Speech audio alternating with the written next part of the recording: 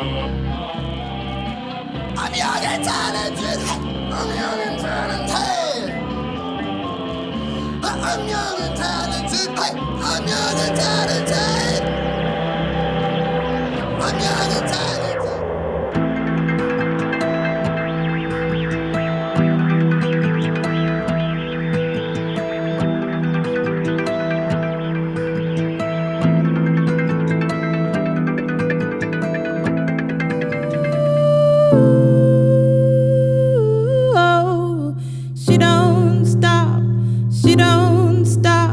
She don't stop. No. Now, on me, on me. Photo पैंती छुपर तूने लिख दी है बसाने मैं तो प्यार यार के झंझट में ना लगता कभी कदम मेरे डाल दिए तूने डोड़े दे मैं बनिया तेरा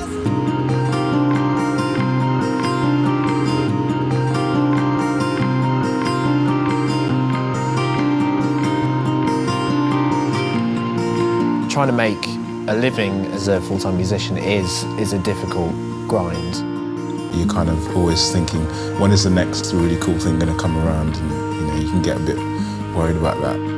Most people, when they go to see a gig in their local pub or small venue, it wouldn't even occur to them that the gig they're going to see, the musician might not even be getting paid for all that years of dedication and commitment.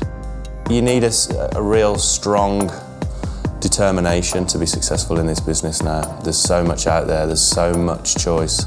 I think it is a labour of love.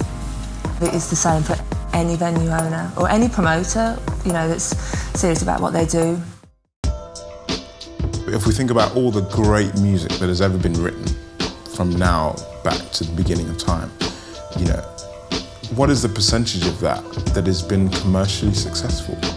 I have to just do it because I love doing it, really, When I started rapping, I had to have no SBTV or, I wasn't a part of any crew that was hot right now or, that I had to do everything myself, like beg for the mic, be overlooked, get the mic, keep the mic, never let it go. Maybe that kind of cockiness and arrogance is vital to kind of push yourself into the spotlight and to make people listen. I mean, if you look on the walls with all the posters of the people who are playing down here, there's always a fair amount of people who are doing well. Some of that is within reaching distance for me as well. I'm not resting on my laurels at all. I'm always trying to stay current and just generate new stuff, trying to find different avenues to be employed in, essentially.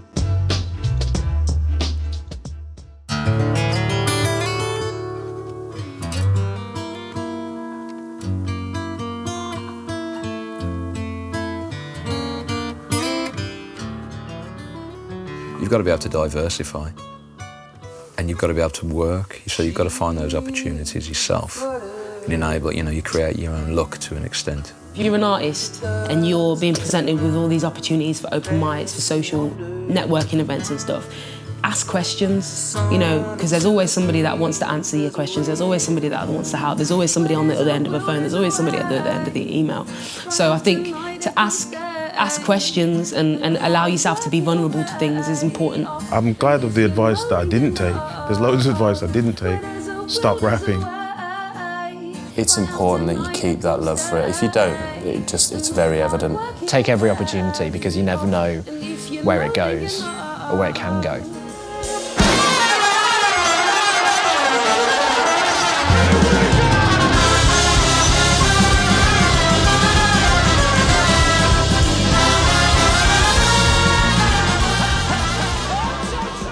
When you say analysing what a band is worth, are we talking in financial terms or creative terms?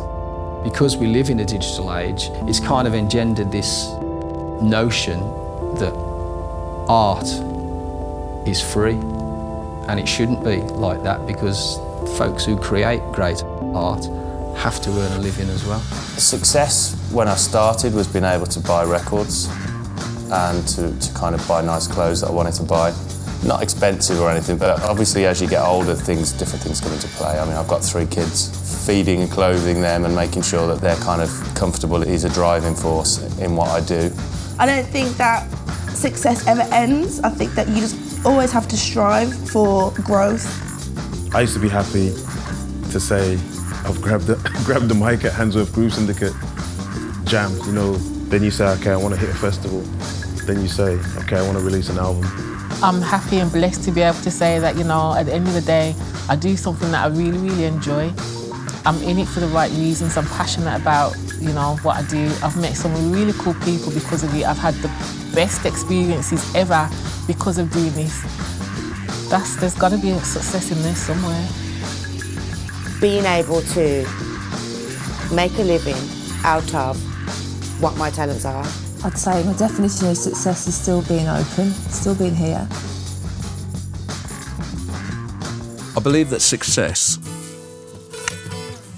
is 2 things. Firstly, you've got to be making a living to be able to enable you to have time to create music, if it's music, that's the art form. And secondly, the reward in itself, maybe that's more important because that'll keep you going in the long term, is the creative process. New technology has given musicians the ability to record and to produce and evaluate themselves. It's also one of the reasons that things have got tougher on musicians. It's the change in the media. I remember a world pre-internet, and it is a completely different world. You can't separate the commerce from the art. It's great as a musician to think that in the age that we live in now, the internet and everything else has probably given musicians more control over their own product than at any other time you can imagine. Things have changed, you know, people have a home computer is probably more powerful than the old 24 tracks and whatnot. Anyway, being on stage is magical, and that has a certain thing about it, a certain, not only the prestige, but the feel, the connection, the rapport. I love a small performance where it's a close audience and you can relate to people. I think that kind of connection is the most important thing to me. Seeing an artist in a small venue, sort of, you know, up to 500 capacity, you can actually see the whites of their eyes on the stage, and, you know, they're there, they're tangible, and they're not godlike. The fact is, you do give a show when you're playing on stage. You do sell to the audience. You do want them to love you.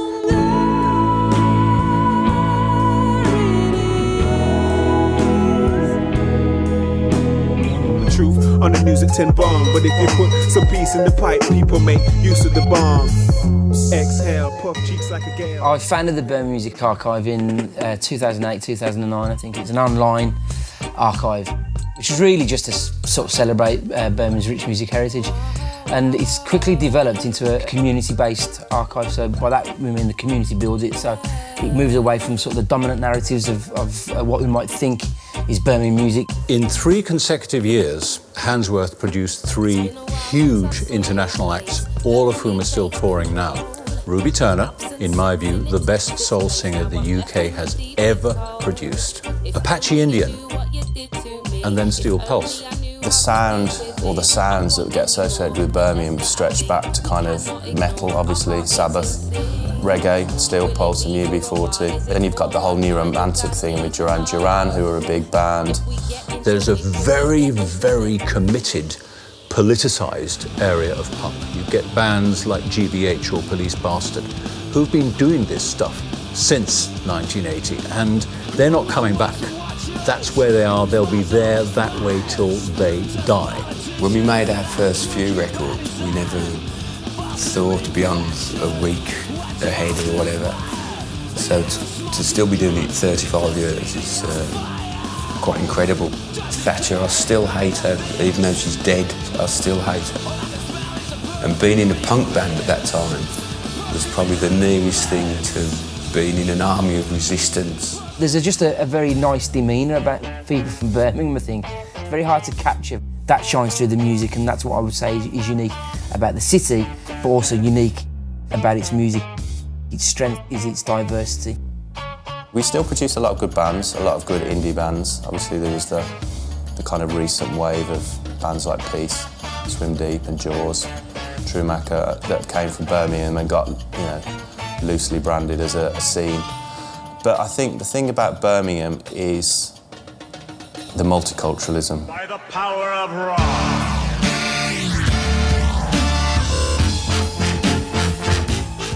When I first got into DJing, it was pretty much to find out how scratching worked, to get into that side of things, and just got some records and just started messing around with them.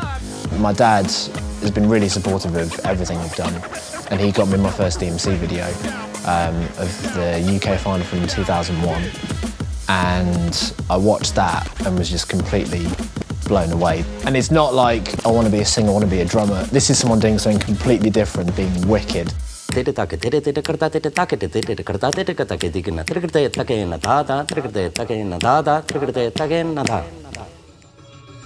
of the most inspiring aspects for me is doing collaborations, actually.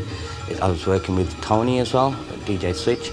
This kind of scratching records and playing tabla, or like this tango guitarist, or African musicians with Indian tabla. I think it opens people's minds in the sense of, wow, we could not imagine that this kind of combination would work together. I wonder what that instrument is, what's playing with the DJ, because generally if people were listening to DJ Switch, that kind of crowd might not come to one of my concerts in a concert hall, and vice versa. So we kind of bring it to the people. You trusted your heart, it's the way we are. I've said 1,000 times how much I've missed those eyes, steely black. Music is about not just giving somebody an instrument and teaching them. It can provide a platform for so many other things for kids who feel disenfranchised, for argument's sake. It's part of a holistic education process. When I bump into these young people, just randomly, sometimes you forget them because you worked with them 5 years ago when they were 14, but now they're grown, they're bigger, you know, they're 6'1", and you're looking up, yeah, you did the rap. Because of you, I'm doing this course now, and I'm at uni, and I'm doing, you know, and you're putting some of that onus for positivity on me. That's like the best feeling in the world, I swear.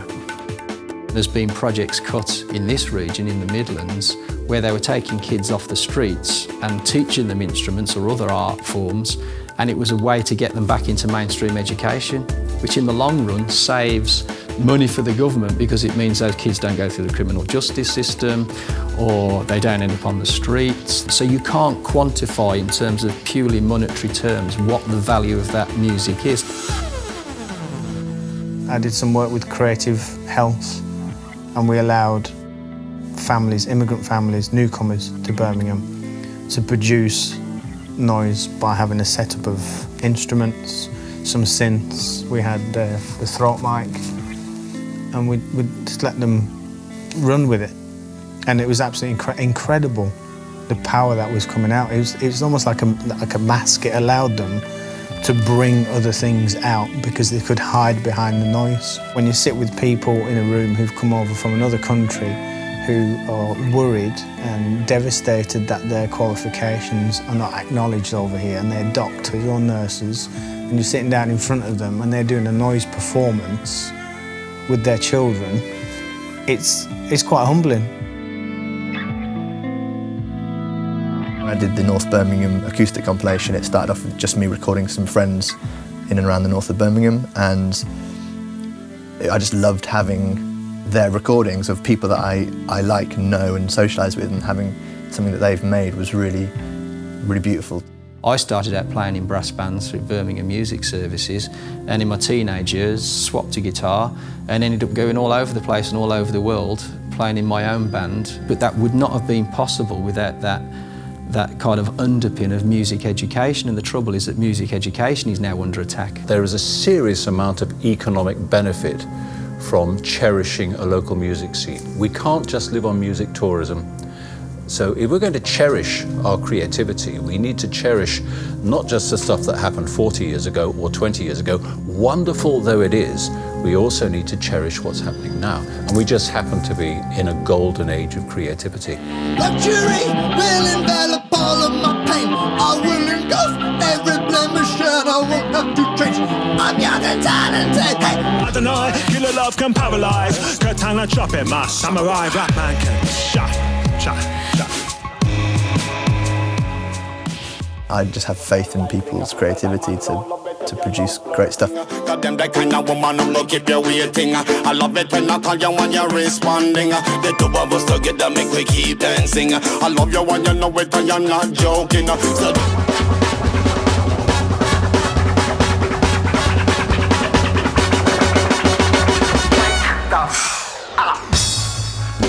if you've got it in your head that you're going to achieve something and it's going to take you 10 years to achieve it, make the 10 years be the best years of your life. Like, enjoy it as well as put the work in and then reap the benefits after. every time that I play a song,